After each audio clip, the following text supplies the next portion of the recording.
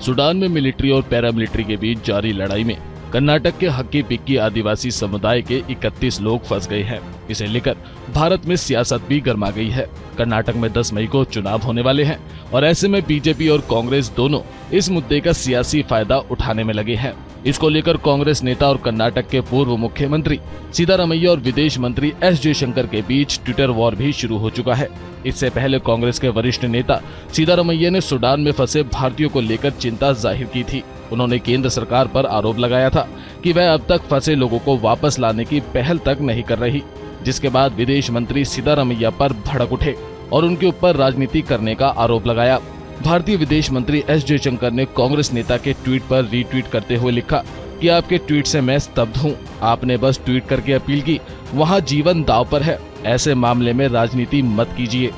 सुरक्षा कारणों के कारण उन लोगों का स्थान और विवरण सार्वजनिक नहीं कर सकते। दूतावास इसे लेकर लगातार मंत्रालय के संपर्क में है। विदेश मंत्री ने आगे कहा कि ऐसे मामलों में बहुत ही जटिल सुरक्षा परिदृश्य को ध्यान में रखना होता है। जयशंकर ने आगे कहा कि जब से सूडान में लड़ाई शुरू हुई है तब से खार्तूम में स्थित एम्बेसी लोगों के संपर्क में है। ऐसी स्थिति का राजनीतिकरण करना काफी गैर जिम्मेदाराना है। कोई भी चुनावी लक्ष्य विदेश में भारतीयों को खतरे में डालने को सही नहीं ठहराता। जिसके बाद सिद्धारमैया का जवाब भी आया। सिद्धारमैया ने विदेश मंत्री को जवाब देते हुए लिखा, क्योंकि आप विदेश मंत्री हैं इसलिए मैंने आपसे मदद की मांग की।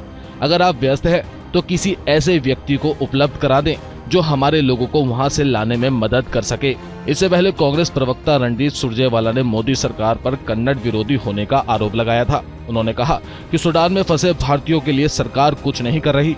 इन आदिवासियों को उनकी किस्मत के भरोसे छोड़ दिया गया है। मीडिया रिपोर्ट्स के मुताबिक 14 अप्रैल से सूडान में चल रहे सिविल वॉर के बाद से इंडियन एम्बेसी ने कई एडवाइजरी जारी की है। सूडान में रह रहे भारतीयों को एम्बेसी ने अपने घर से बाहर निकलने से मना किया है। यही नहीं, विदेश मंत्रालय ने भारतीय नागरिकों की मदद के लिए एक कंट्रोल रूम भी स्थापित किया है। लेकिन ऐसे में सवाल उठता है कि जब भारतीय नागरिक ऐसी खतरनाक स्थिति में फंसे हुए हैं तब केवल चुनावी फायदे के लिए इस मुद्दे पर सियासत कर अपने ही नागरिकों की जान को खतरे में डालना कितना सही है।